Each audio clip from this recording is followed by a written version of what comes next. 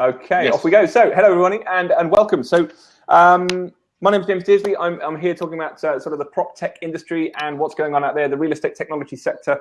It's booming away at the minute. Every single day, I am getting requests from untold companies doing some clever things out there. But today, we're here talking about the world of technology and sort of equally how that's moving across at the moment. It seems to be a booming industry at the minute as well. So, I'm joined by my regular co-host Michael, who's joining us. And you're all right, Michael? Everything all right with you? Yeah, not too bad, thanks. Busy week again, but could be worse, so that's always a good thing. Better to be busy than bored. Better to be busy. Okay, and well, very kindly, we've got two sort of stalwarts of the smart homes sort of sector. Why don't I start with you, James, if you don't mind? Do you want to just sort of explain who you are, what you're doing, how you got into the sector, and all that sort of stuff for now? Yeah, sure. So I'm managing director of a company called Smart Things, and my responsibility is to run Europe. Smart Things, for those who aren't aware, is a company that's now owned by Samsung. It was a small startup that was bought just over a year ago and started in 2011. So in terms of smart home and I guess what they call the IoT space, I've been in this for, I don't know, probably best part of 10 years, kind of connecting different things, both with O2 and Telefonica, doing a lot of business to business and industrial kind of connections, and then moved to British Gas. There's a division called Connected Homes or Hive. So we're quite famous for doing thermostats and connecting smart meters and things such as that. And then latterly joined Smart Things. So delighted to be here today. And look forward to sort of discussing some interesting topics and hopefully sharing some views and insights. Lovely. Thanks, James. That's great. I mean, certainly, without being rude, I mean, you've been around a bit in the smart homes. Smart homes. You're trying to sound just old. I think wise is the term you're referring to. Right. I'll remember that one. I'll remember. Yeah, I mean, my background is kind of 20 years in the technology space, telcos, media, and to an extent retail. So, yeah, been in it a long time. Got a real passion for it. Love what we can achieve, how we can help customers, how we can fundamentally kind of change people's lives. To be honest, not just Smart Things, but the whole industry. So, yeah, I think it's a really cool place to be. I'm very privileged to be in it and work for a fantastic company. So it's a big world, and it's funny enough. I mean, it leads me into you, Carlo, because one of the things that really struck me was a report written by Carlo's company, which I'm sure we're going to go into now. So, Carlo, do you want to sort of give us a little bit of an introduction to yourself and what you have done in this space so far? Yes, absolutely. I mean, we are obviously much more recent presence in the connected home space. So we are a management consulting firm from London. We mostly work in the insurance space, which might sound very far away from smart home, but believe it or not, insurers are actively looking into this space. And what we did was this year we launched a consumer research on connected home consumers in the UK to try and learn about their preferences and a bit also investigate some of the impressions from the early adopters. I mean, and I must say, I'm sure we're going to come on to that in a minute, but I mean, the research really was quite telling of an industry that is really starting to understand and grasp the concept of the benefits it will give. And I sort of saw it very much on a consumer level. I'm sure we're going to come on to describing the fact that security was a really big component of the interest that a lot of people had in this space, quickly led by heating, which I thought was another sort of very interesting side. So people wanted to be connected to their thermostats through their phones and all this sort of stuff. But I suppose exactly before we get into that level of detail on your report, which I know we'll touch on, I wanted to sort of, James, if I can ask you, because there may be people here, builders, consumers, who may not understand what we mean by the connected home, what it's all about, where it's come from. And I wonder if you wouldn't mind just sort of giving us a basic introduction as to what's going on. Yes, sure. So in terms of what connected home is, connected or smart home, and there is a slight difference, is something which regards the attribute of a home where the devices inside the home are actually linked to one another, and they can be controlled centrally or almost centrally from a single point. And this single point normally is a point which is enabled or supported by things like smartphones or things like hubs and other devices. You might have heard recently about something called Echo, which is a product which is voice controlled or completely voice controlled. So there's different ways of achieving this objective. I think that the leitmotif of all of this is that Connected Home aims to make the life of users better and simpler, and make sure that people are enjoying the benefits of Connected Home in terms of convenience, but also in terms of greater amount of savings from the energy point of view. So the energy saving is certainly one of the benefits that there is in the Connected Home side. I would agree. And James, you've got anything more to sort of add from there? No, I think it's more an extension, to be honest. I mean, as been said by Carlo, simplicity for us is the key, particularly as the market is moving out. It was early tech adopter, but is rapidly moving out of that phase and starting to go, much broader in terms of market reach. If you look at, I think, where we're positioning and probably where the majority of the market is positioning, I kind of say there's probably a couple of verticals. So, there's home security and monitoring, and some specific customer problems around there. Customers are really interested about control of their home, largely, as Carlo says, from the palm of the hand. Besides monitoring, they also want to secure the home. So that could be, insurance, which has already been briefly touched on, is one way, or it can be as simple as door and window locks and, security cameras and those kind of aspects. So, the market's really starting to, I think, establish and grow quite quickly. It's very much around ease of use. You can go into a high street store and buy a lot of these products. This is the first point. And also they're very modular. So you can start off with quite a small kind of, we call it a starter kit, but, a small investment, test the product out, and then add additional sensors as they become more comfortable and go on it. Yeah, absolutely. And just a quick thing. Carlo, if you wouldn't mind just moving your iPad away from the screen a little bit, because the echo is just a little bit more prominent at that point.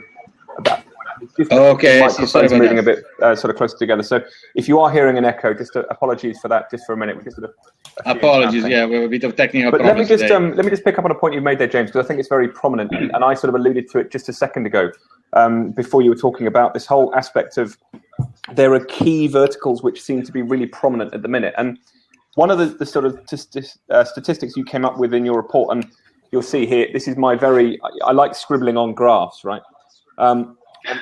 Yes. I still very old school. I still like to print things out and scribble, right? One of the things I really appreciate. Also because we can't share them here, so it's good that you scribbled them. Well, let me scribble on this one. So on my graph in front of me here, it's the devices that people have already bought to date. And interestingly, head and shoulders above the rest was 61% of people have bought a smart security device. And what were the other sort of key areas within the report that you were sort of really fascinated by, and what you found, Carlo? I'm really interested in what you've got to say about it. Yes.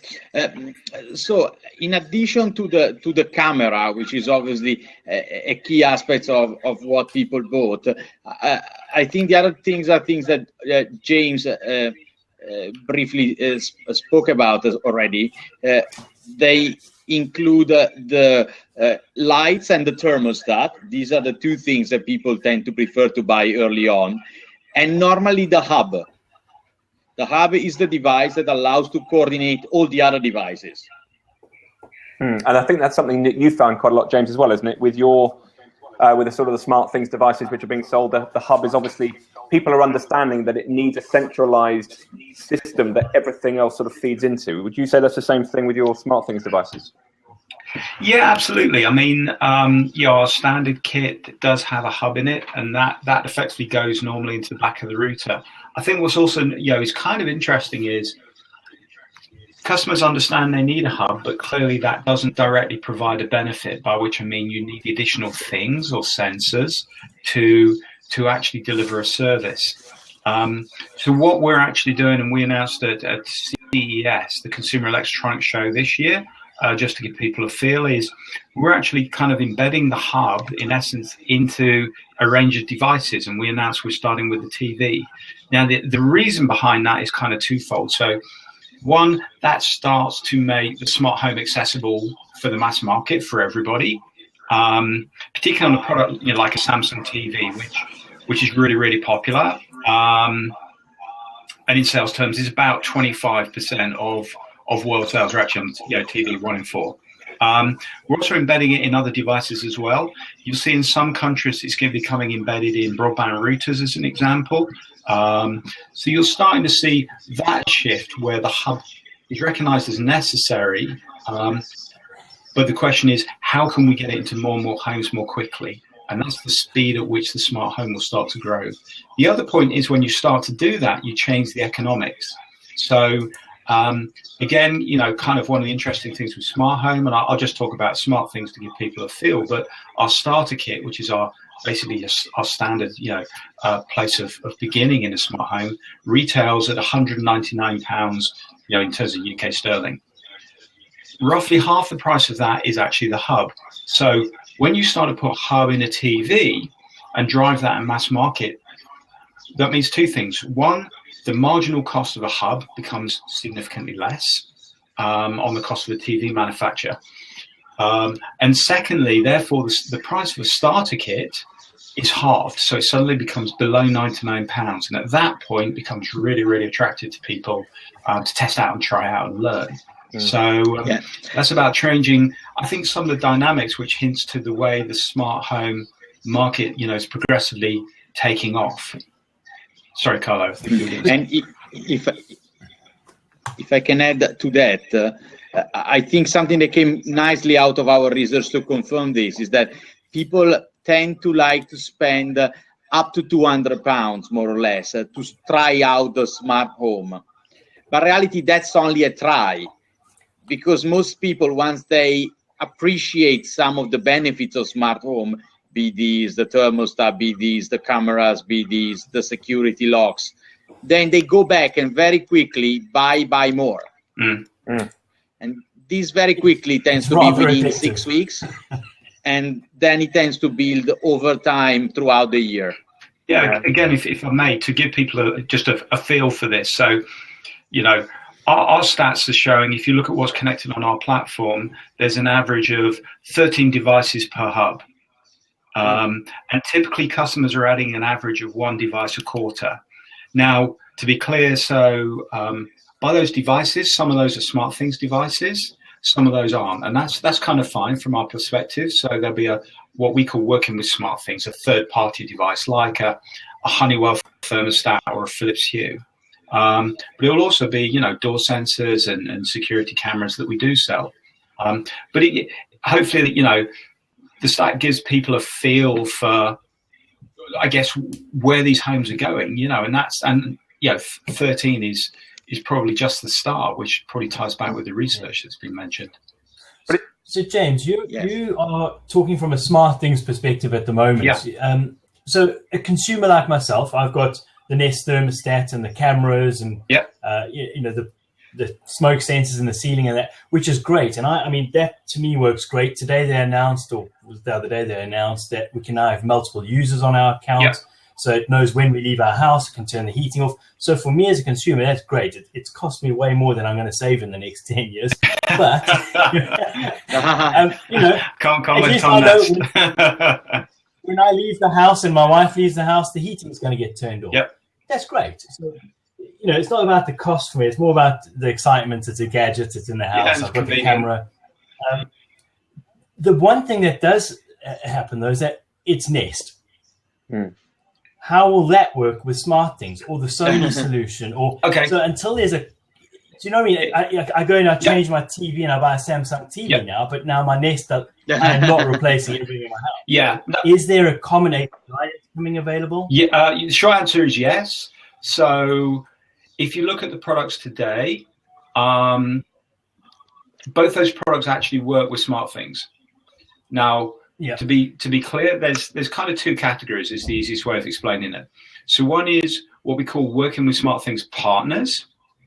And the other is the developer community who develop, basically they'll code integrations that work with SmartThings. So our belief and our philosophy as an organization is around being an open platform.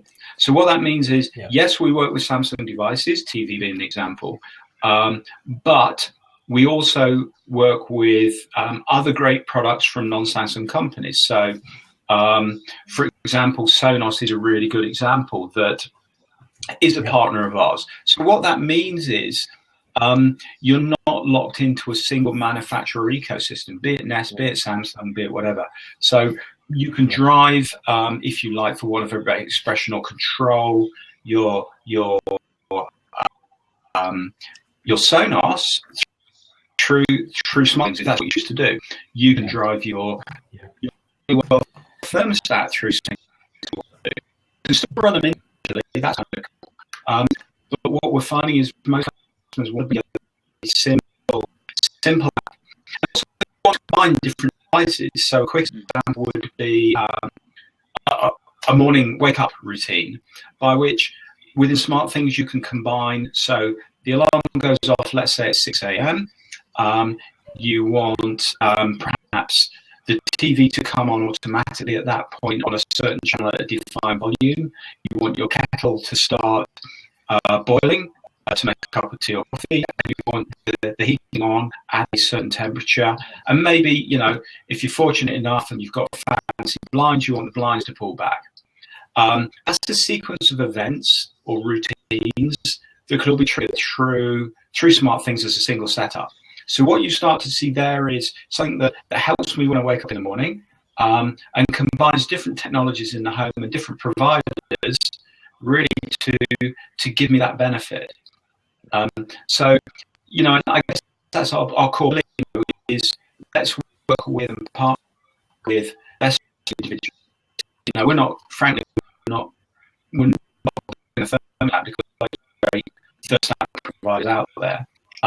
But partner with those guys and use that to give customers, what they want. James, I think you see more of that coming through. James, I'm just going to cut in there a little bit because your voice is getting a little bit. We're just going to let your broadband recover a little bit. I think what it was saying was that your internet signal is not good enough for Blab. Therefore, your SmartThings devices are going to struggle, and so on and so on and so on. But no, I tell you what I'm going to do. I'm going to pick up on a little point because I really want to go back onto, Carlo, your research that you pulled up, because one of the things, and this is to bring on what you alluded to a little bit, Michael, and I'm going to bring up my scribbled graphs when I wrote an article about it, was one of the reasons for wanting a connected home product. 50% was about the saving of money. 46% was about controlling the home remotely. So they are two very, very core reasons that people are looking to buy. And I thought that saving money thing was quite interesting. And do you know what I think it is? I'd have been interested in your opinion on this, Carlo. And I'm sorry, I'm sort of going off script a little bit here, but no, it's okay. I wonder whether or not, because Michael, this is what it sparks me. You're saying, in 10 years' time, I'd have paid off of it if you're lucky. But I think it's about being in control of it, which is, I'm going to save money because I can control the thermostat in my house, and if this radiator is on and that radiator, so it's giving the power of control back to people. Exactly, it's the power of control and the power of information. Yes. So the data are valuable to the consumer because then they influence the way they do or not do certain things. So, for example, it's not just about the saving, as we said, it's about the controlling the home. So the controlling the home is that convenience that you are outside of your home, but you can still see your home, you can see your kids, you can see your pets. In fact, we noticed that families with kids and pets have a kind of a dramatic greater degree of attraction to being early adopters of connected home. Yeah. And that is around the control, not the saving the money, which is relevant, but one of the aspects. The other aspects, which are column 3 and 4 and 5 in our statistics, are around safety and security. Yes. So those are more extreme events. That's the area which we cover more as consultant to insurance, but it shows again that I want to be in control and I want to have information even in these rare cases. Carlo, you hit the nail on the head, because at night I don't want to turn the heating down and get out of bed to do that. I want to just pick up my phone and turn the heating down, or turn it up before I get out of bed. So for me, the value is exactly that control. Michael, you're getting late. Yeah, control, which is also convenience. So control and convenience are slightly, so convenience is you are in your bed and you play down, and control is also, I want to know what's going on, either with the heater or with the camera or with other stuff. And I think it's actually a great opportunity. And this new consumer, that's what people want, is kind of to be in control. Absolutely. I tell you what, just to sort of, we're talking about a lot of facts and statistics and everything on this. And for those people who are watching this either live or recorded, it'll be part of a blog post where we'll actually link to some of the stats that we're talking about here, so you can actually get that. So just don't worry about it too much. But two of the other things that I was really quite fascinated by in the research, and the sort of the key points of the research, Carlo, was the fact that, I mean, you surveyed over 500 consumers between 25 and 44 years old, which is a good demographic. And I found it quite fascinating, and this will be music to James's ears, I'm sure, which was 91% of them hadn't yet bought a connected home device, but 48% are looking at buying a device in the next 12 months, so that'll be this year. So, I mean, you can see the demand, right? I mean, it's all there. The demand is clearly there. I think now the ability is, and there's a couple of gaps in the market. One was the product was very limited offered at point of sale, and so people couldn't really feel and touch it and get more information. So that advisor point of sale was really a bit missing. So a lot of it has been sold online so far, and I think that is a bit kind of being sold by some of the major UK retailers having invested more heavily over Christmas time to increase availability at point of sale. Sorry, something I want to specify is that research we did is from October, November, so it's before Christmas. So some of the obstacles for sure have been solved, and quite a lot of the 48% have actually gone and bought something at Christmas. I should think. Well, if you walk into a PC World or a Currys, it's right there in front of you. Now you've got the first. Exactly, and even for example, in other retailers, you now have your own corner where you can clearly see what's going on, and you have people that have been trained to explain you and help you understand things, which we think is a very, very important aspect of it. If you don't mind, let me just ask a quick question, just to sort of move it away from the consumers for a second, because I think, Carlo, you said it at the start about your interest from the insurance side and the financial side. I'm interested in actually both of your opinions, but let's start with you, Carlo, in the sense of why are other sectors, i.e. not consumers, but big business, why are they interested in this sector? Okay, there are two answers. A is a direct business opportunity. So as an add-on, you can sell a product or service that everybody wants. But also the other reason is because connected home can dramatically change the way your business operates.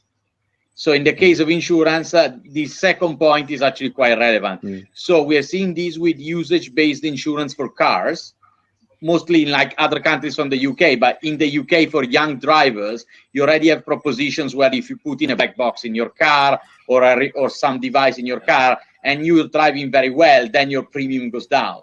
So the similar logic actually could apply over time for home insurance, and both in terms of cost of the insurance as well as the way the insurance operates in terms of services that you expect to obtain from your insurer and how you're expecting to obtain them. So you don't want to call them up when you have a problem anymore. You expect them to know through some of these devices and them to be able to react and help you out. Yeah, so I'm thinking it's sort of, especially I know from some of the stuff I've worked with your technology, James, like the moisture sensor, for example, in basement flats. If there's a flood, I mean, you're going to know instantly that there's a problem. So I would imagine insurance companies are particularly interested with that sort of device, plus all of that. Exactly. So, James, I mean, yeah, we're trialing some of that with insurers at the moment. You're right. It's proven to be quite an attractive proposition, and one they're testing out. But the cost of water leaks for the insurance industry is massive. So they're really interested in trying to find a way of bringing that down. But also you've got the security home monitoring kind of piece, which can start to play into that as well, I think. And that's kind of just the start of where this thing is moving. If you look elsewhere, maybe elderly care, in blocks of houses or housing associations are starting to show interest as they renovate and refit those. They can provide some of these services to help them look after their properties more effectively, and also their residents. So there's all sorts of new businesses models, I think, that are starting to open up. I mean, I'd probably say I kind of agree with Carlo in a way. One is there's revenue to be made, new streams to be open. The other is the age-old argument, having been in the tech sector a long time, of do you want to be a disruptor or do you want to be disrupted? Yes. So, and I think different companies have different views on that dilemma, but it's definitely happening, and I think your statistics, Carlo, absolutely prove it. And I think it's particularly interesting, and I can't find it at the minute, but there's this old adage, and I think we're going to be in a period of transition where people, and this was in your report, have a fear of the data being hacked and their personal data being used. And there's we could do an entire show on just personalized data and where that's all going. But it always reminds me of the quote, and Michael, I think you've read this book, The Age of Context by Robert Scoble. And he ends the book with, the more technology knows about you, the more benefits you will receive. And the IoT side of things and smart homes and the black boxes in cars, for me, are an absolute classic example of this from what you said, Carlo, which is, do you know what? Insurance companies, they want to know this, because if you're a decent citizen who has the right intentions in everything from your home to your car to how you travel everywhere, it's only going to benefit you if you've got nothing to hide. I think it's a very valuable thing that people need to realize, this whole adage of the more you give away, the more you receive. James, I found it for you. It's at the top of my list, privacy. Okay, and by the way, I think this is another point. I think you raised, Michael, the point of compatibility earlier. The other point that came through the research was privacy.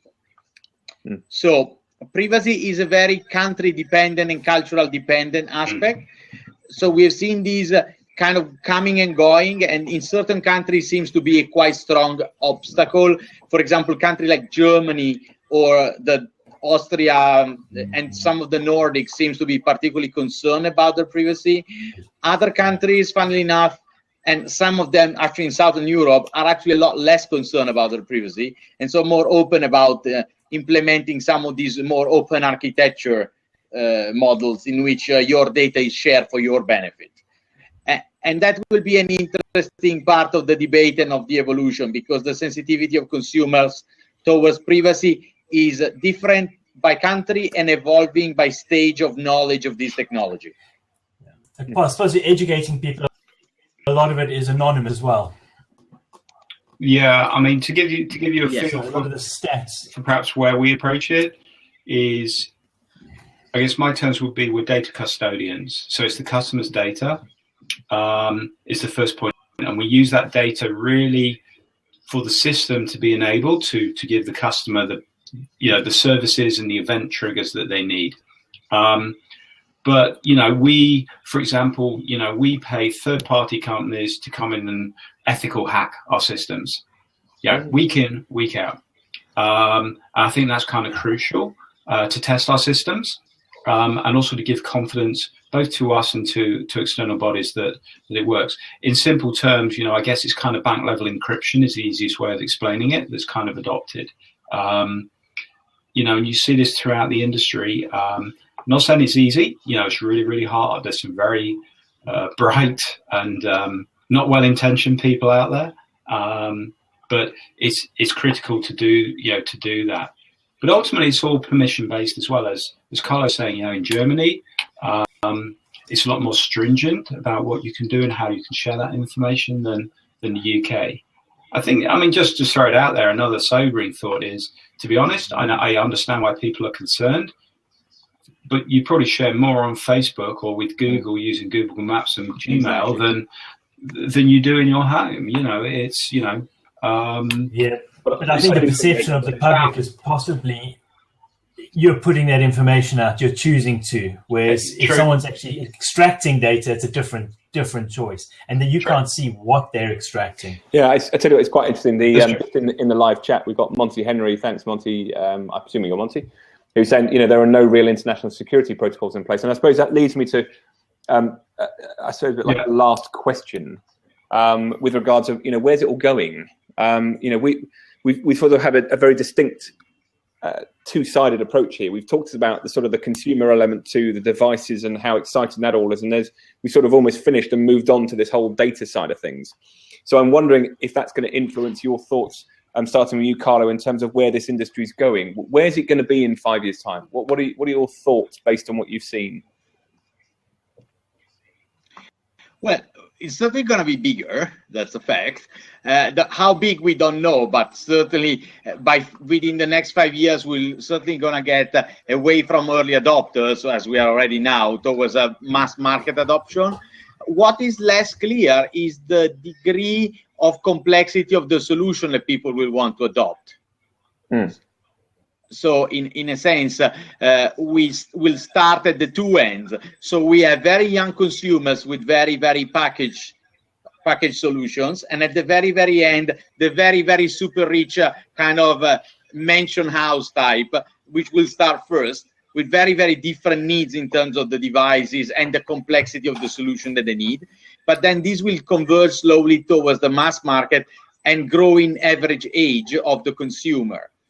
As a consequence of that, the technology needs to become simpler and more packaged. That's what we've always seen when the technology goes through. So I think it will look very different, what we see on the shelf today, from what we'll have on the shelf in the next 5 years. What about you, James? Do you concur with that? I think you're probably I know if James agrees. Pretty similar in that respect, aren't you? Yeah, absolutely. I think the smart home, if you like, connect home is very much, we would argue, is here today. It is moving up in scale. I think just the amount. Sorry, James, have you just covered your microphone a second, mate? Because you've just suddenly gone a bit damp. Oh, there you are. You're back again. Can you there hear you go. Now? Is that better? Yeah, you've got a bit quiet. I don't think the computer likes what you're about to say. I talk slowly. Yeah, no, exactly. I would just plug and unplug if I were you, because you suddenly disappeared off, James. You've gone. I don't know where. Is that any better? Yeah, there you go. That's better. Yeah, go for it. Okay, let's try that. Better now. So I was just saying, it really is coming of age. I think you'll see more come as a standard fit. It'll start to come as in new homes, for example. I think as people, make modifications to their home, they'll carry some of this work out. I think, tradespeople will start to get involved much, much more. And the choice that customers will be faced with will grow significantly. I guess I would say it become the kind of the fabric of everyday life, and people will just expect it. And to me, it's an analogy around the smartphone. It takes a number of years for the smartphone to become popular and become part of your normal way of life. And now most people couldn't live without one. And I think this technology trend will follow the same, probably take as long. Yeah, I agree. I think there's an interesting move over the next sort of coming few years, and I think the term ubiquitous is going to become there, which is it's just going to become aligned with homes. I think it's just going to be an expected point within, especially with the new build sector. And I think one of the the new homes is it's going to have to be there. It's going to take time in the UK to sort of replace it from the old homes, but I think people are going to have a level of expectation that they simply want to have this connectivity within it. And it's only when they start seeing the benefits of it, and this is why I find it fascinating with the research you had about the sort of the hubs and everything having a central place and they can add to it. And I found James's point there about having 13 items of technology linked to the hub and then growing at 1 a quarter. I thought that was a really interesting statistic, which I think will only grow. I'm sure that will grow as prices come down, commerciality sort of increases, awareness increases of the benefits that you can get from this sort of technology. I think there's quite an interesting future to it all. And Michael, I suppose before we go, because we're going to dash off because I don't want to take too much of Carlos and James's time. What are you going to add next? What's going to be a moisture sensor for that plant behind you, which looks like it needs a bit of watering? No, I quite like the cameras. So probably another couple of cameras and the window and door sensors more than likely, or the lights. Oh, so many choices. Oh, I don't know.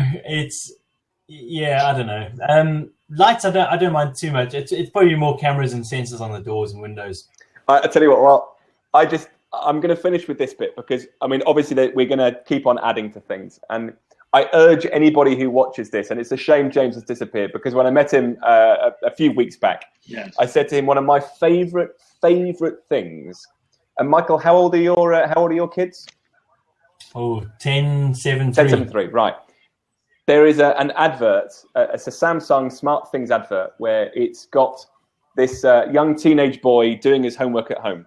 And next to him is a rather glamorous looking, obviously want-to-be girlfriend next to him doing homework with him.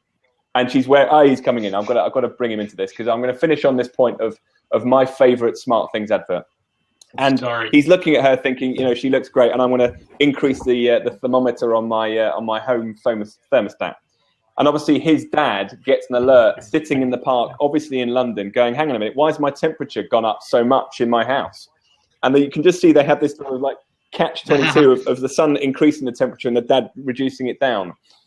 And that for me is exactly what I want to have as a control freak father when I'm older. To totally control what's going on in the house. So I love that bit. And congrats, James, on that advert. I thought that was a wonderful, from a fatherly thing, advert to have. So I thought it was great. Look, we're going to stop there. We're going to pause it all as forever. But thanks again for Michael to join me as co-host on this on the Property Blab and talking about latest and sort of prop tech stuff. Thank you. Look, Carlo and James, I really appreciate you coming on. I loved what you've both done with everything, and I couldn't not have you on. Brilliant. So. Carlo, James, thanks very much. Cheers, guys. And obviously, thank you very much. Very interesting. I'm just going to pause the recording so you two don't go anywhere. We're just going to thank you after this, but we're going to put all the sort of the links to various bits and pieces that each of these guys have done and sort of are responsible for in a post after this. So yeah, thanks for watching.